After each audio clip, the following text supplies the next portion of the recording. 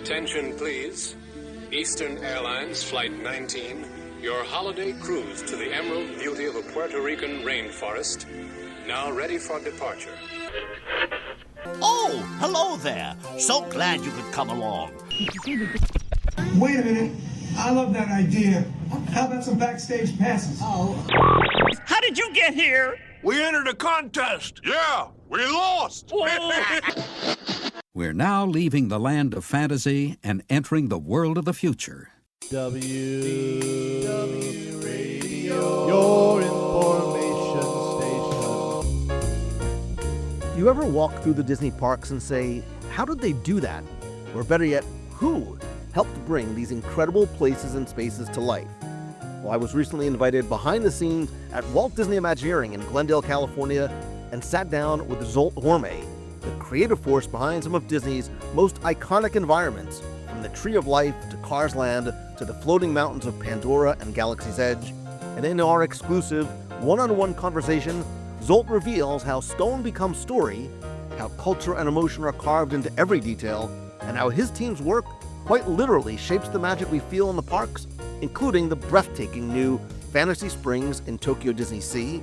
You'll also get more insight and personal stories about Imagineering as a whole. I also posted the entire video version on my WDW Radio YouTube channel, and I'm going to share more about what I saw, experienced, and learned during my unforgettable visit to Imagineering on an upcoming podcast episode, so stay tuned.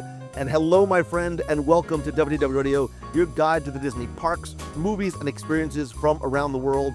I am Lou Mangello, and this is show number 836, and this one is a little bit different. If it sounds different in the background, it is because I am recording from a wonderfully beautiful and shady spot here at the Jolly Holiday at the end of Main Street, USA in Disneyland. I was just on our WDW Radio Adventures by Disney. I stayed to visit Imagineering to have this tour and interview with Zsolt. Remained to see the Walt Disney Audio Animatronic and the new show, Walt Disney A Magical Life, and I'll be here for a few more days to cover Disneyland's 70th anniversary. So whether this is your first time listening or you've been with me since the beginning, welcome home, and more importantly, thank you. I would literally not be here and be able to share this interview with you if it wasn't for you, because for more than 20 years, I've been able to share my love of Disney through the podcast and live shows and events and cruises and our incredible community, which you are a part of. And for that, I am so grateful that if you are here, remember, you're not a listener, you are part of the WDW family. A quick few things before we dive in. Don't forget to join the community and conversation over at www.radio.com/Clubhouse. There's a lot of very interesting conversations going on right now, and feel free to come over, start your own. Be sure to join me this and every Wednesday at 7:30 p.m. Eastern on Facebook and YouTube for WDW Radio Live, and get a little bit of Disney every week in your inbox, plus a free gift by subscribing to my free email newsletter at www.radio.com/newsletter. Again, this week's podcast a little bit different. I'm going to skip the trivia this week because I am out and about and really want the focus to be on Zsolt and my conversation with him. And again, I'm going to have much more to share, from the Walt Disney Audio-Animatronic to my visit to Imagineering to Disneyland 70th. I've been sharing a lot on my Instagram and on my stories and reels. Certainly going to share more on the podcast as well. And if you, and you should, want to come to Disneyland, don't forget to visit mousefantravel.com for free expert planning, just like I have trusted for more than 18 years. And if you like this episode and the show as a whole, please rate, review, and more importantly, share it with a friend. It really helps and means more than you know. But for now, sit back, relax, and enjoy this week's very special episode of WDW Radio.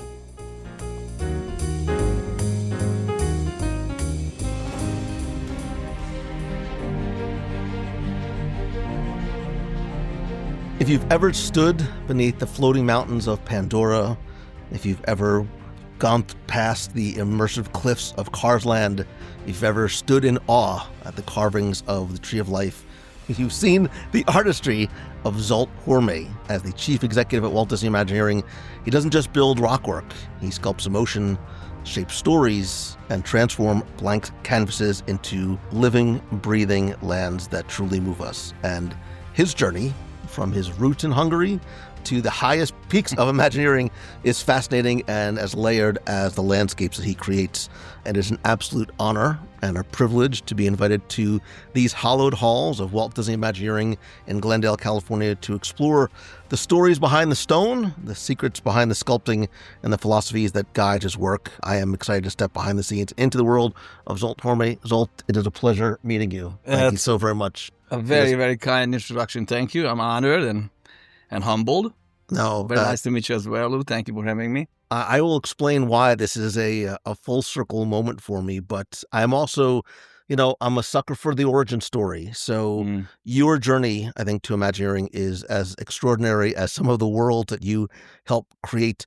Take us back to the beginning, from growing up in Hungary to being a creative executive at WDI, and maybe how some of those early influences shaped you as both an artist and a storyteller.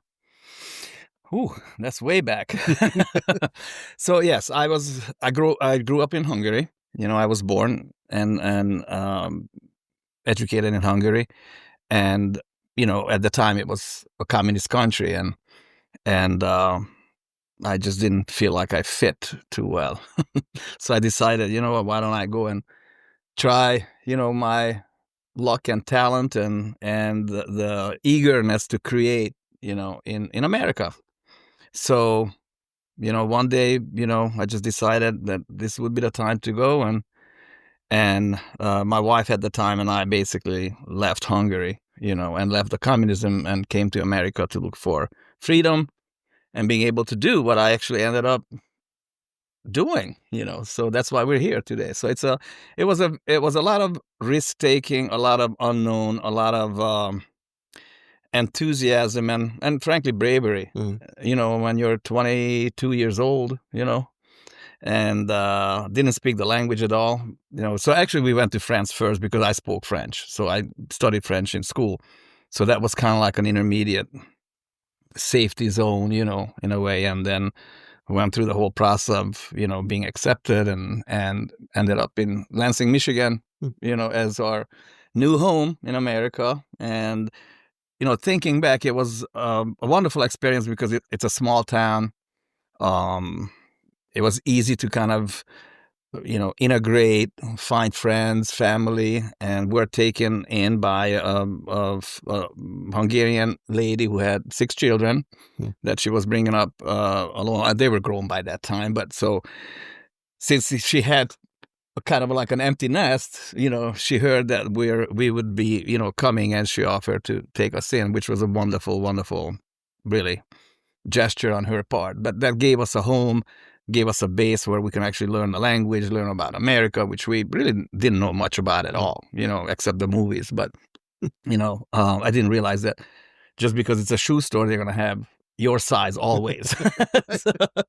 So I had to learn, maybe you have to go to 2 or 3 before you find something that fits you. But other than that, it was a great experience because really it gave us a chance to learn a little bit about what America's all about and how the people are here and how the work is here and so on and so forth. So I'm still, even today, living in the States for such a long time, wonder how newcomers come here and end up in New York or Los Angeles with the traffic, learning how to drive. It's like, whoa, man, it's pretty daunting even today. So I feel we're pretty fortunate, starting our life in America in a smaller town and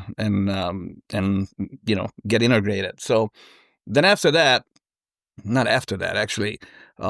when we came, then you have to find a job right away. So that was called the refugee services that helps, refugees to kind of get established. So being an artist and being educated as an artist, I was looking for something on the creative end. So were you always, as a kid, were you always sort of, a little bit more on the creative side? Always, were you building things? And in my whole family, we had musicians. My father was a painter, a graphic artist. We had sculptors. The whole family was very, artistically inclined and oriented. So that gave me basically the jumping board, if you will, to kind of continue that thread.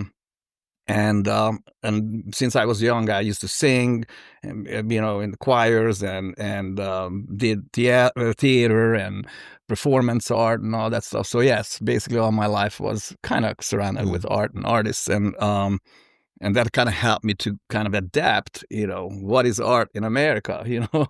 And so the only job that was available within the realm of art, you know, was a putt-putt golf course in East Lansing.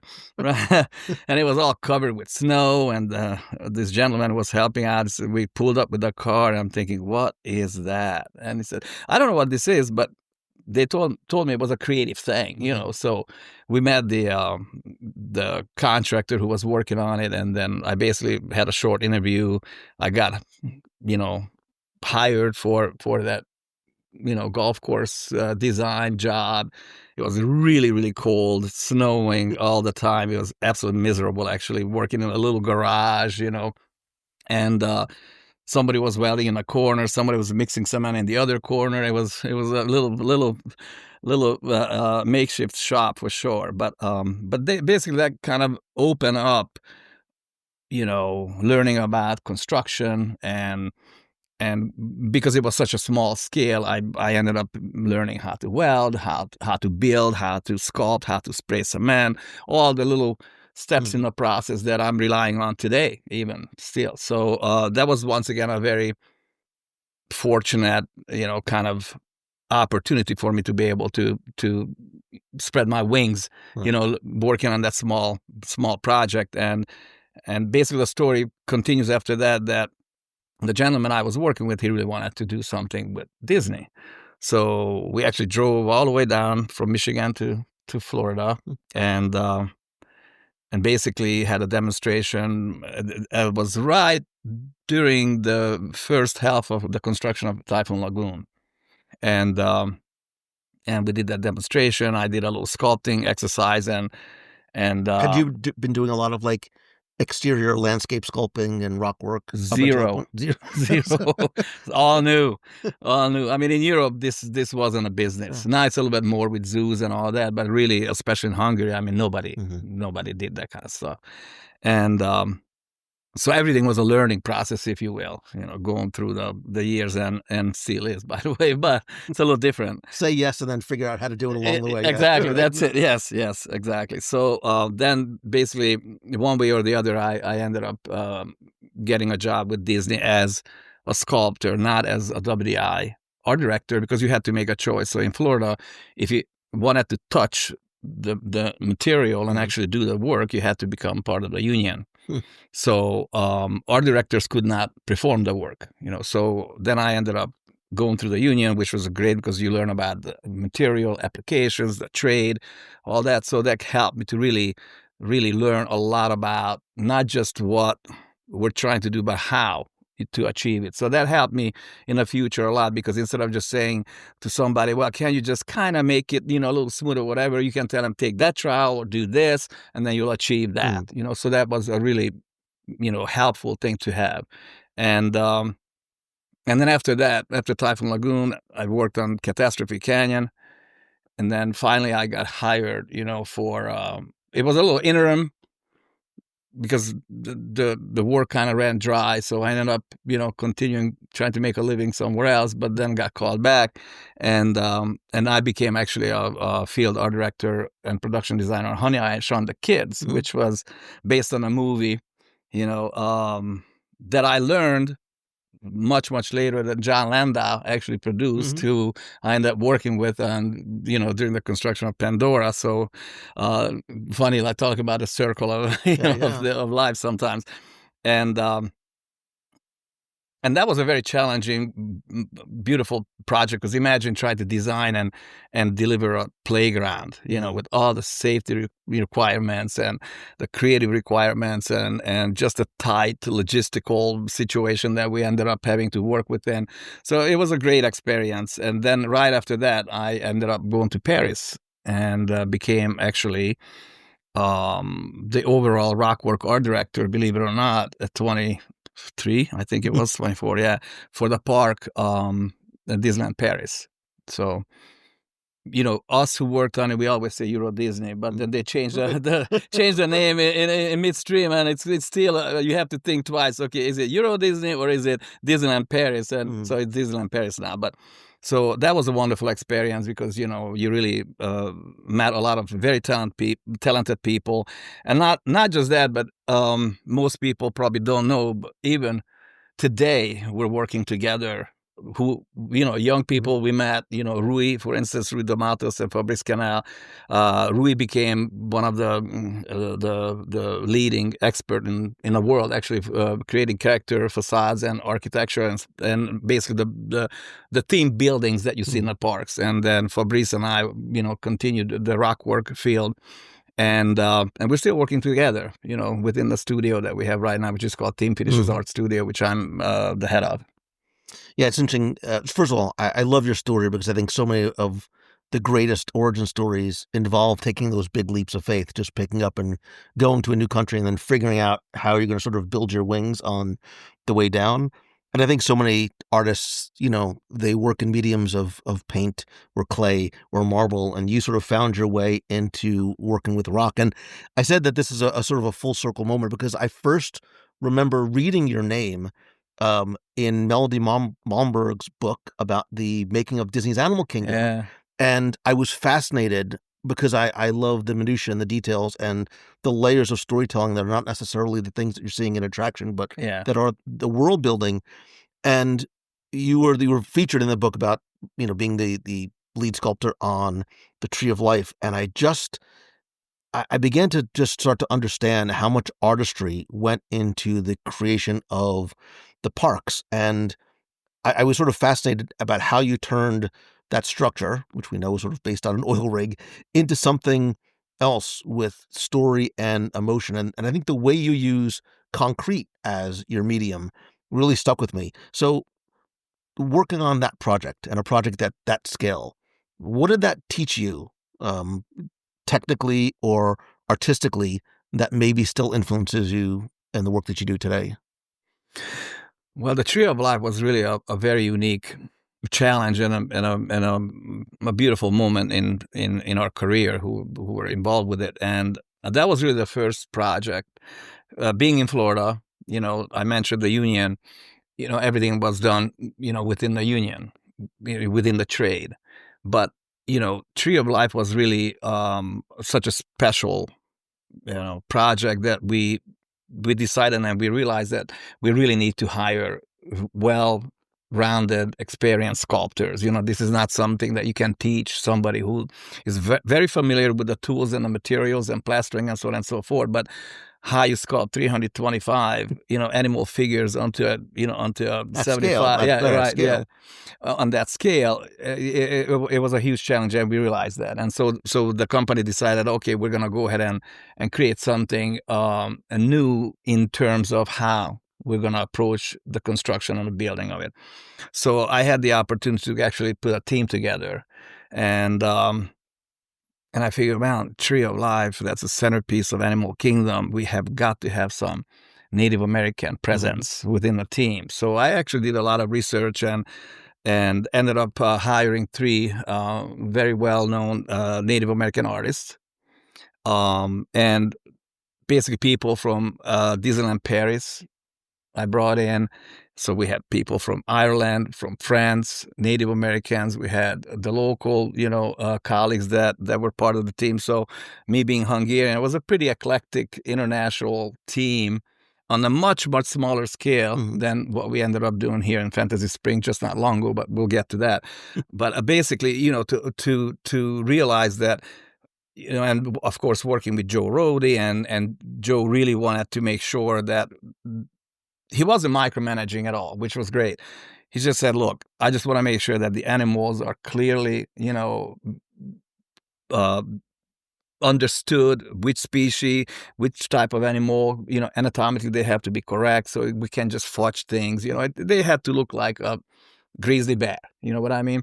And that was a challenge because just you learn how creating an armature, cannot look like the finished product. And I told the craftsman. If it looks good, then you're doing something wrong, because we still have to put cement on top of all that, and that allows, or it won't allow, for certain parts of the body to be, pronounced properly, and so on and so forth. So we really had to study how to change the armature into a base where we can add another 2 or 3 inches of cement on top and still maintain the proportions and the anatomical correctness of the animal figures.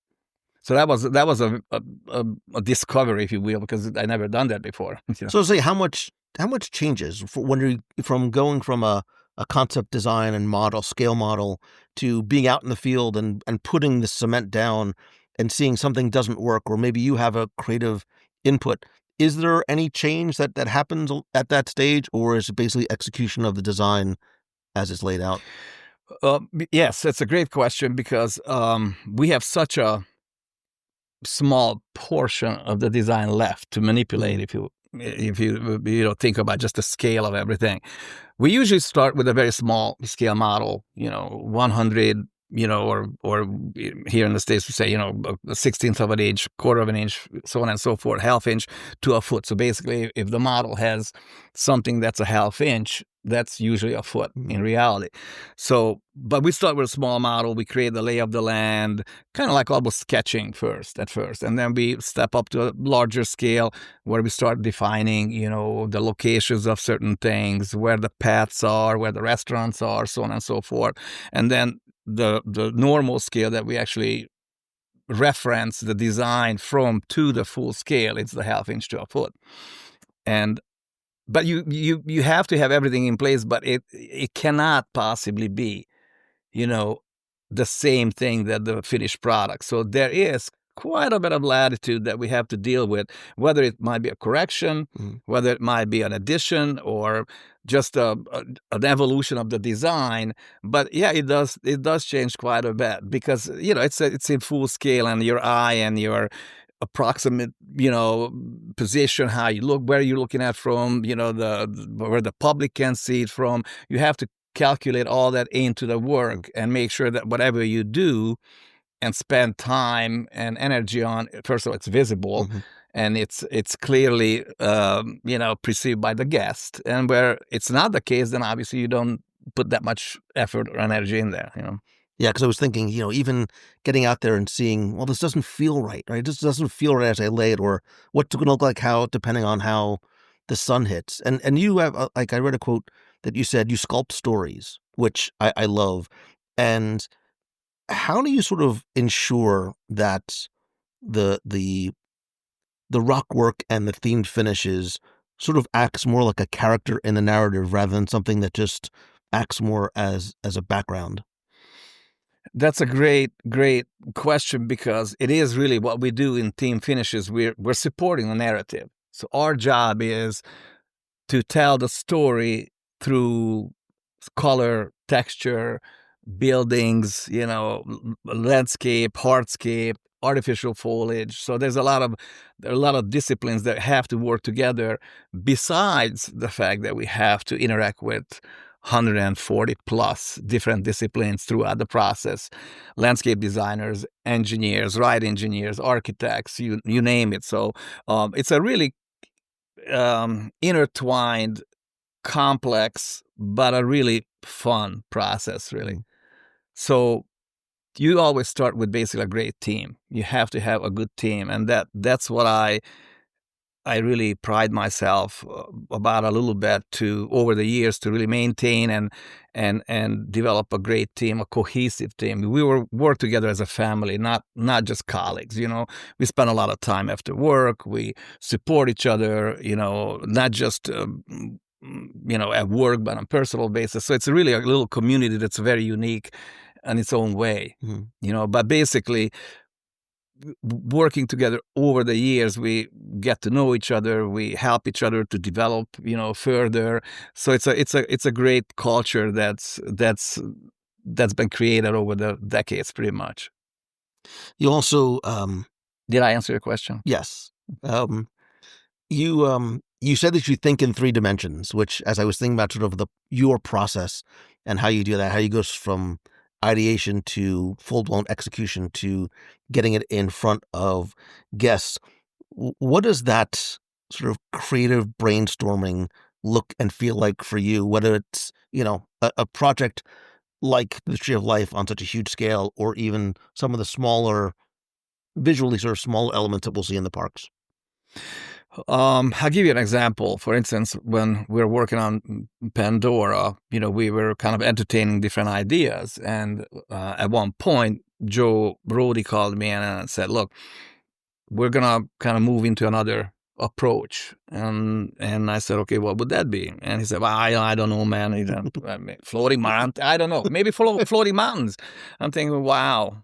That is probably the most difficult subject matter you could pick out of the whole movie, right?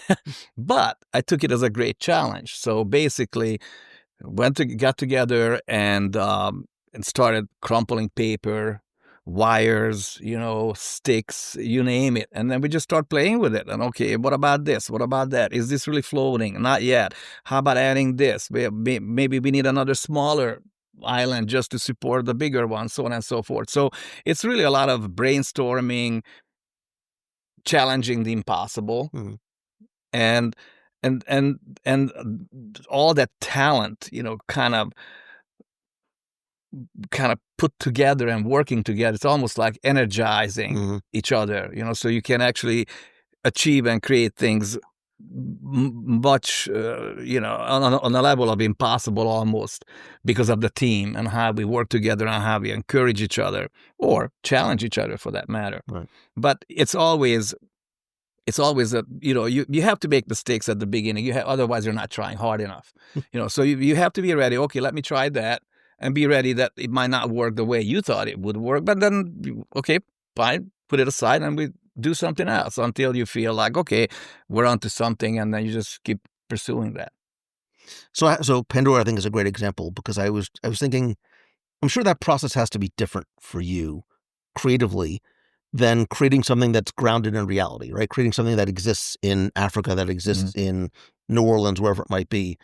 How do you sort of strike that right balance between realism and quote unquote magic without sort of tipping too far one way or the other?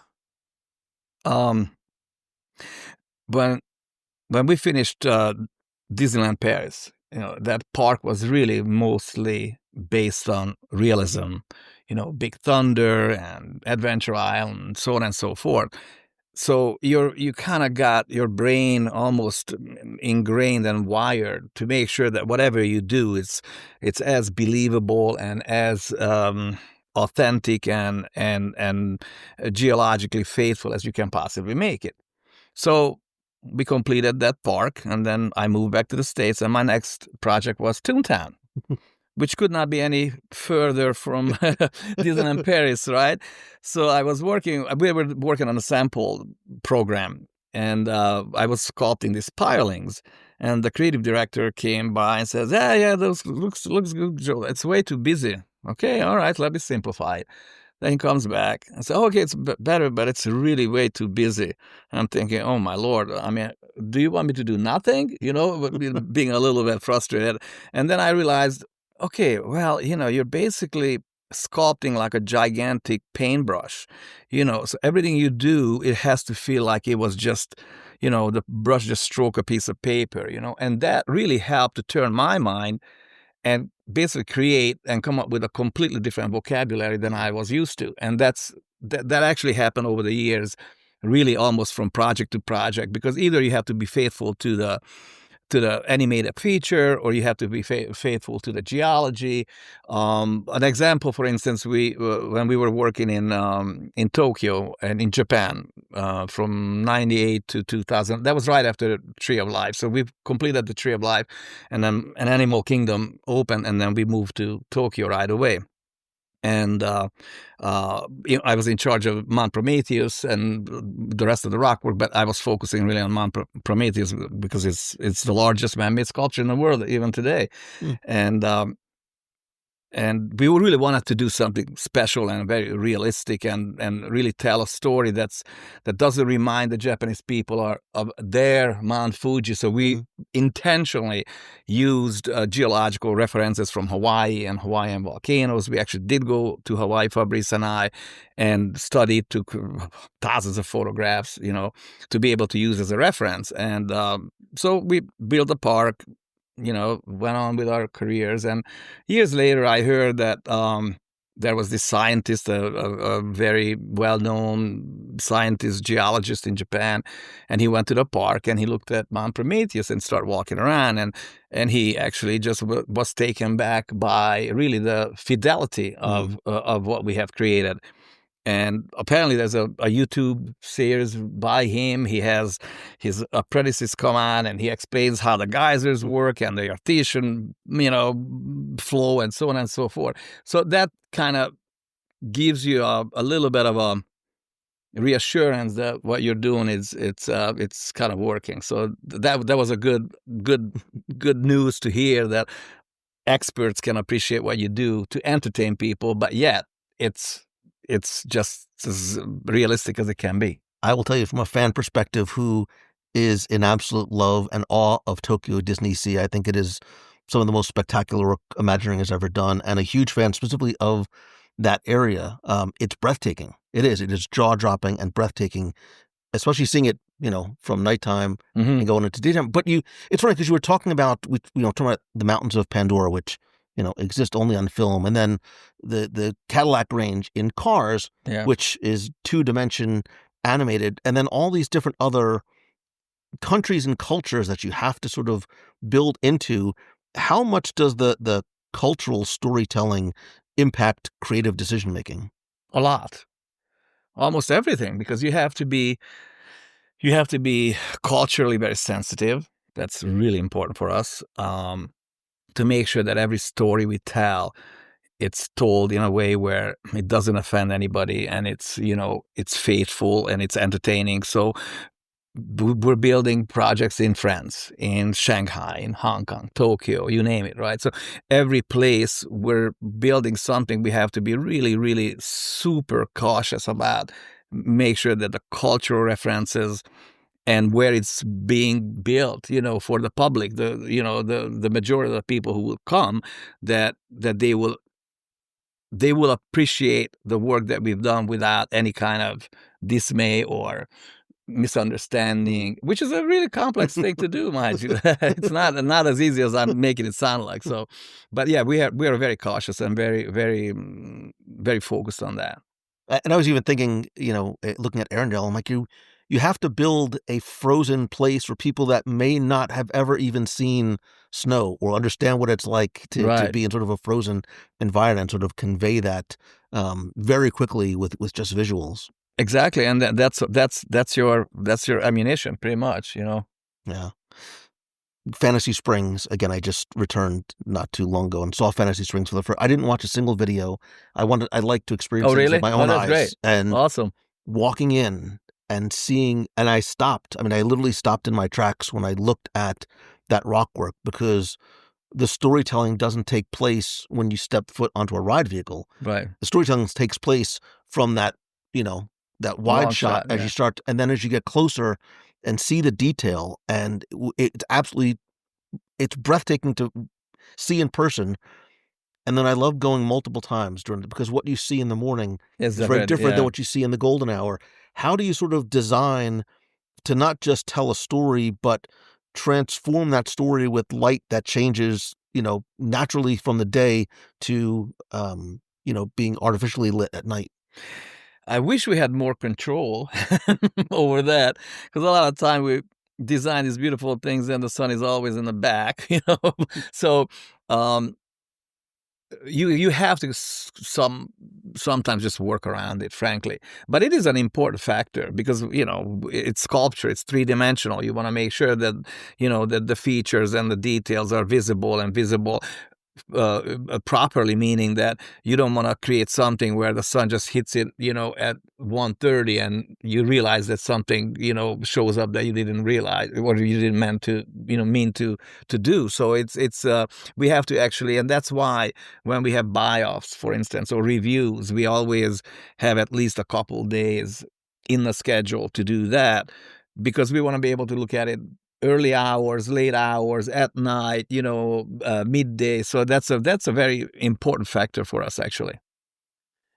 And we were talking about the long shot, right? And seeing it, and guests are seeing, when I say your work, I mean you and your team's work, obviously. Of course, yeah.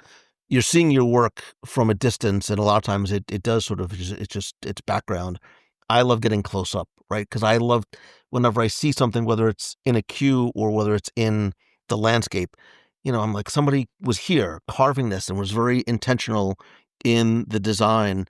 Are there any details that you are either, specifically proud of, or do you leave like little Zoltisms anywhere? Do you leave like little handprints of some of the work that you've done?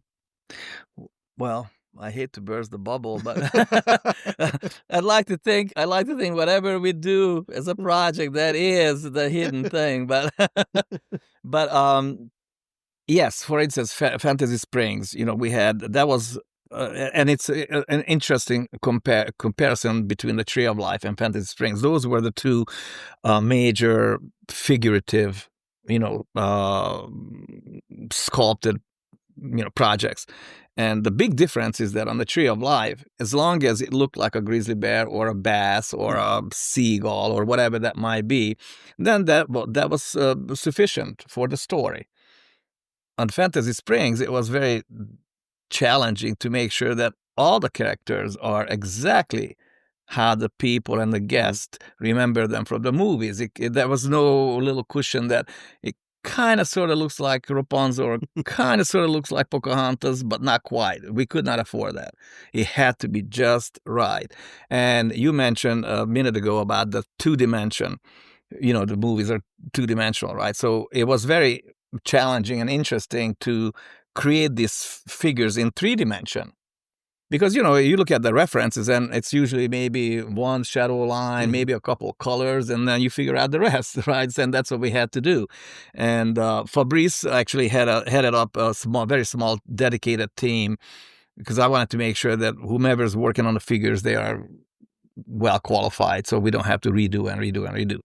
So it was Fabrice Canal and Fanny Rivera and then Fujita-san from Tokyo, and that was a small group who actually created all the figures. But what I wanted to do is really to make sure that it doesn't look like a sculpture garden. It tells the story that the water, the spring, the spirit of spring is sculpting these figures. So it's basically her backyard that she's kind of having fun, going from one rock formation to the next and figuring out, okay, I want to sculpt Pocahontas here, or I want to do Peter Pan over there. So that's the whole story. That's really the connective tissue between the 3 major attractions, which is Rapunzel, Frozen, and Neverland.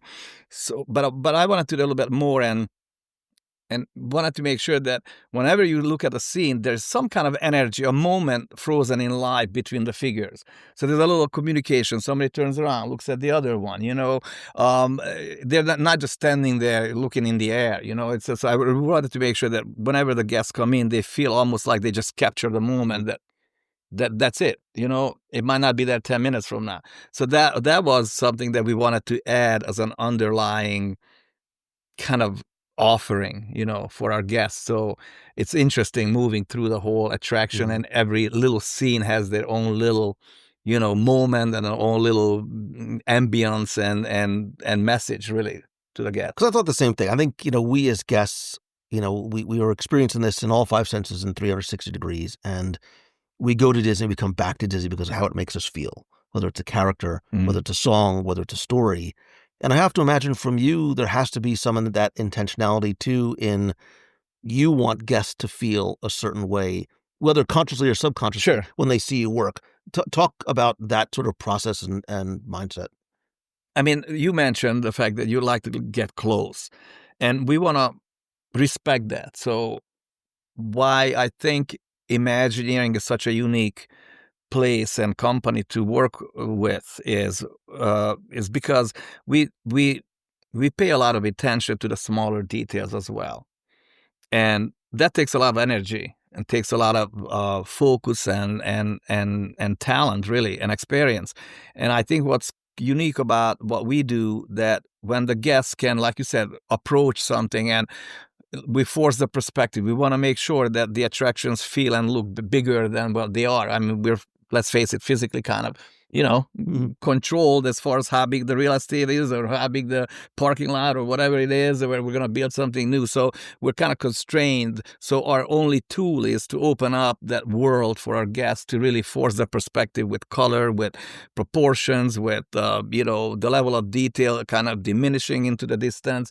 So we're using all those tools to really make sure where the guests come in, there's this pow, in the chest, like, oh my goodness, look at that. I never forget that story. We were opening Cars Land, and Cars Land was really a major kind of force perspective challenge, with the Cadillac range and so on and so forth. So we're standing right behind that arch where you look through and you see kind of the whole lay of the land. And there was a rope across, because it was just before the opening. There was this young girl with her mom waiting for the rope to drop.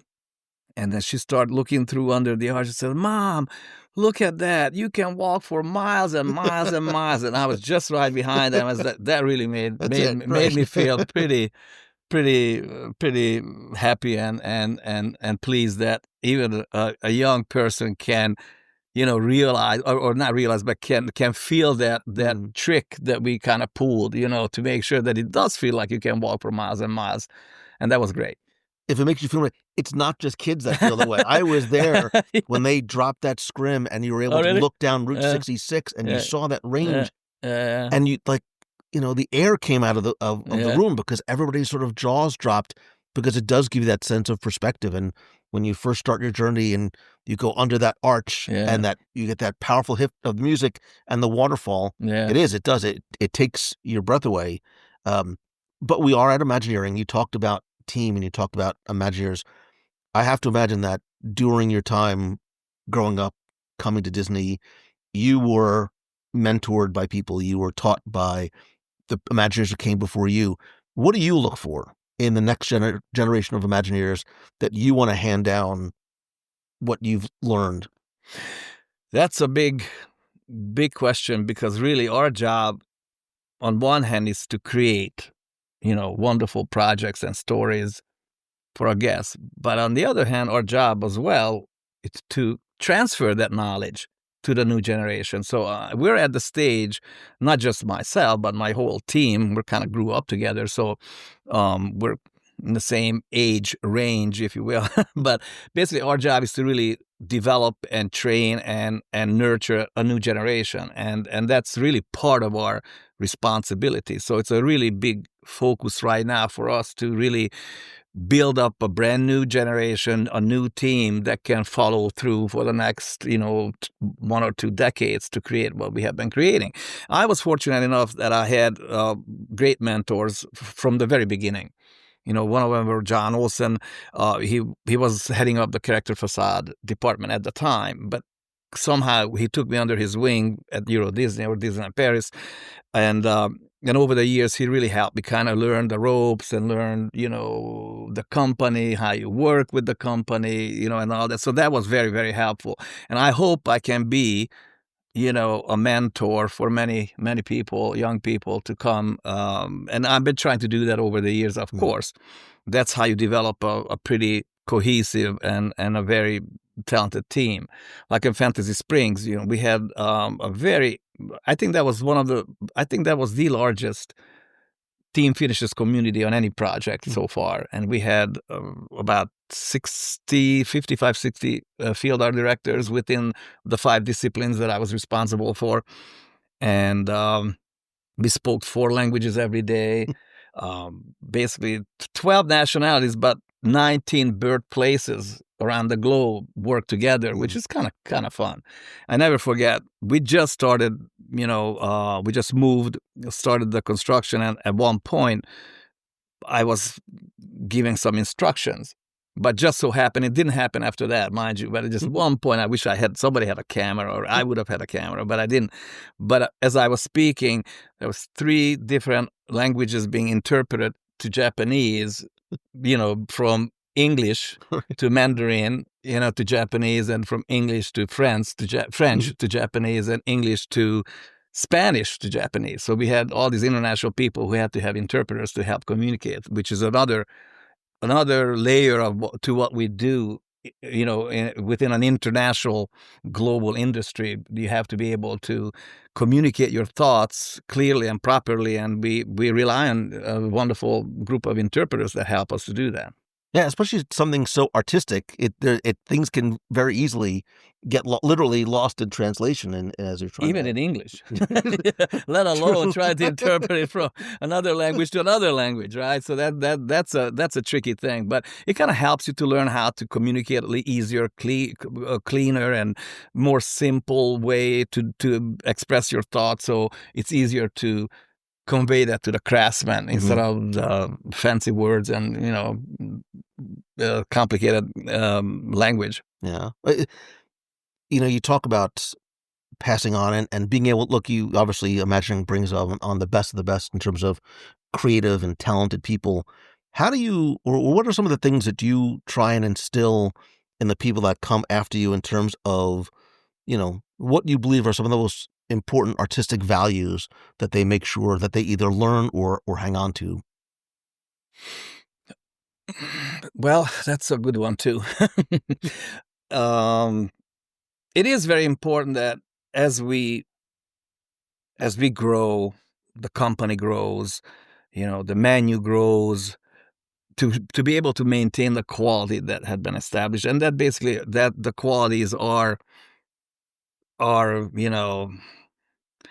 our fame, our success, the level of quality that Disney established, Walt, all the way down the line, to be able to maintain that and continue to be able to create that. And it's getting a little bit more and more challenging and difficult. I mean, prices are going up, and, everything is changing. Technology is changing. You have to keep up with that, which is another great challenge within Imagineering, that we can be exposed really to the most cutting edge technology and try to figure out how to apply that to what we do, which is a project on its own, really. And I love that, by the way. We're working with research and development very closely and really trying to apply whatever we can possibly apply to be more efficient and more and more technologically inclined, Yeah, well, and with that, because that's a double-edged sword, right? For some people, they're used to just building with their hands and technology.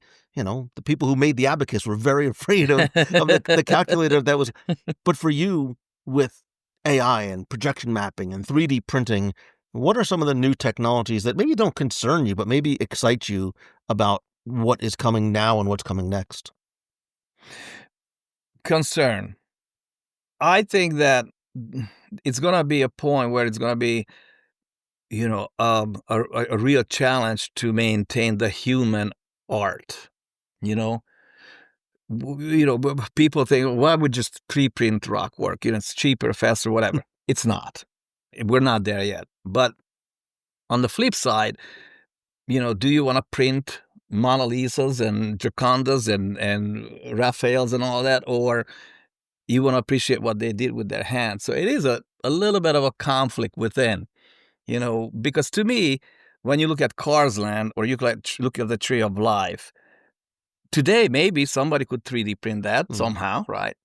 But the value is not the same when you know that it was an international, wonderful team who worked every day, hand in hand, in the rain, in the cold, in the heat, in the humidity, and create something for a guest that they can come in and just, being in awe. So that is that too.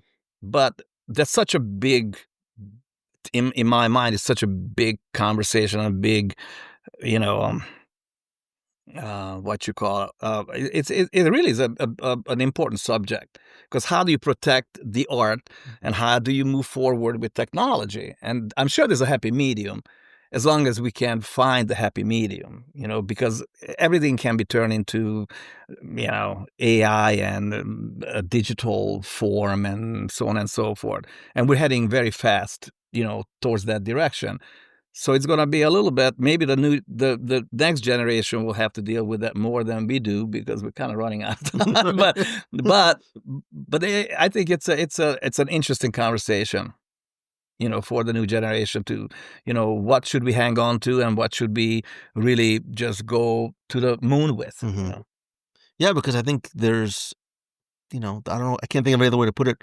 There are certain things like that are artificially manufactured and printed that just, they're lacking the soul, right? They're lacking that sort of... Exactly. You can 3D print, all day. The Pieta. It's not it's not like going and seeing it and having, because you understand sort of the soul that is in there too. And I think that's what we feel when we see these places and spaces, because I think nobody does it better than Disney. You and your teams, the placemaking, the space making, you can tell that a human carved it, that a human designed it, and that there is soul and there's meaning and intent and purpose behind it too. And I believe in that, and you're absolutely right. And that's what the little conflict is, because you do want to modernize everything and you do want to move on with technology, but at the same time, are you losing the value or you're hanging on to that value? And what's the proportion? Mm-hmm. Because I agree with you. I mean, when I see something, I know somebody actually did that with their hands. Interesting. We just, funny enough, we're D23 last year, and we decided, well, how could we represent the team finishes? So we decided we're going to basically sculpt a clay panel with, Frozen and Peter Pan and, kind of like referring to Fantasy Springs, subject matters. And I didn't realize how successful it was, and not because we did it or, how talented the sculptors were. It's just the fact that a lot of people brought up the fact that it's so nice to see something done by humans, and not once. I mean, that came up several times a day, and that kind of reminds you of the value and really the equity of a human-made art. Yeah. Again, Zsolt, I have a million questions I can ask you. I want to be respectful of your time, but we're talking about, your time at Imagineering and the next generation of Imagineers. And I think when you start thinking like that, the word legacy comes up. What do you want your legacy to be?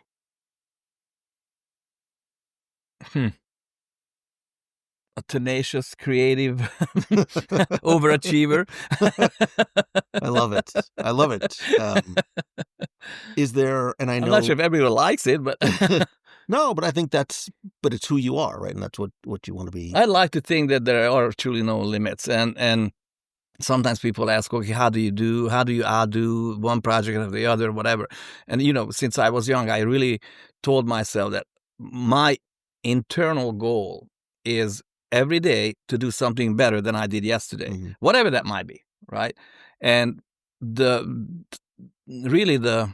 fortunate situation was with me in my career that every project kind of led to another challenge. I remember after the Tree of Life, we had these interviews and they said, how can you outdo this? And I had no idea. I don't know, and then, 2 or 3 years later, there's a volcano, which is the largest man-made sculpture in the world. So, and then the floating mountains and then Galaxy's Edge. So it's all that. And Fantasy Springs. I mean, the fact that we created 50 plus Disney characters sculpted out of cement, you don't do that every year either. So it's been a wonderful journey and a great ride so far, being part of Imagineering and call yourself an Imagineering. I think that's probably the biggest honor you can have in our industry.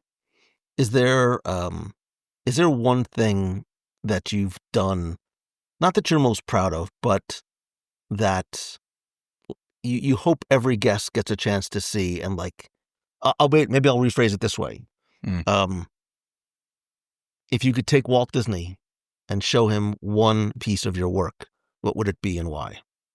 Ooh, I would be too bashful.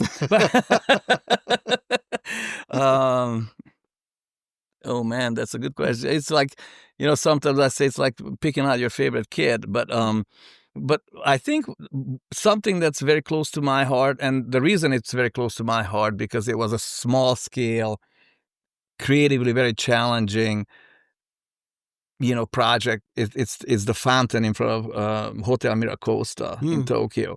Not a lot of people know that. They don't even know whether Disney did it or somebody else. So that could be a little bit of a hidden treasure that most people don't realize that we had something to do with it. But that turned out really, really, really successful in my mind, and I don't think a lot of people actually connects that particular little feature with all the rest of the stuff that we've done in the year. Because they're so quick to run in and go see Mount Prometheus. That's why it's shame. It's a shame. Is the biggest, most beautiful weenie at the end that draws people in. And I'm not the only person that loves just sort of spending time wandering around that place in space. And I think Fantasy Springs, people were asking you about Tree of Life. What's next?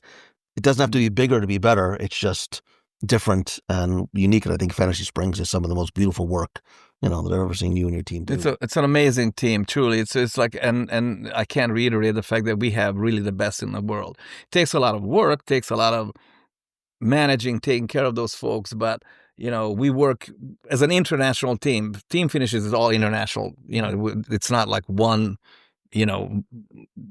country can do it all. So we have people from all over the world when we work together.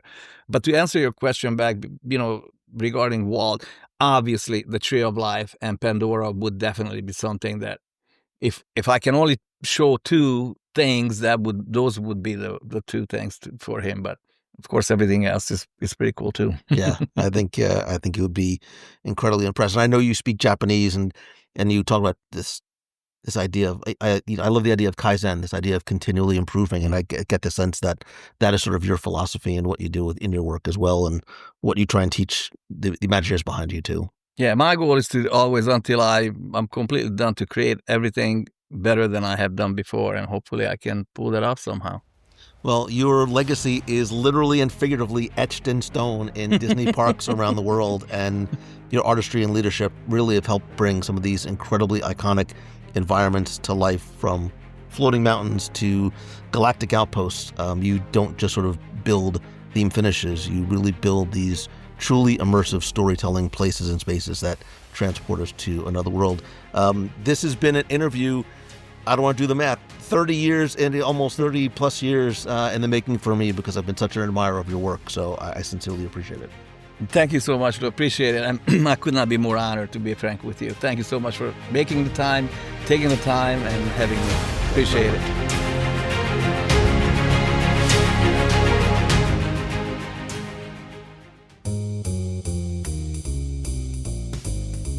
Thank you once again for listening and for being part of the WDW Radio family. Huge thanks to the team at Walt Disney Imagineering for inviting me out to Glendale, to Zsolt for taking the time to sit with me while I was there, and of course for you for giving me this honor and privilege of being able to do that. I am so grateful for you, and I hope that you found some magic in this week's show. And if you enjoyed it, please help spread the word, share the show, and tell a friend. Tune in again next week, but in the meantime, remember to be kind, choose the good, have an amazing day, and even better tomorrow. So until next time, stay hungry.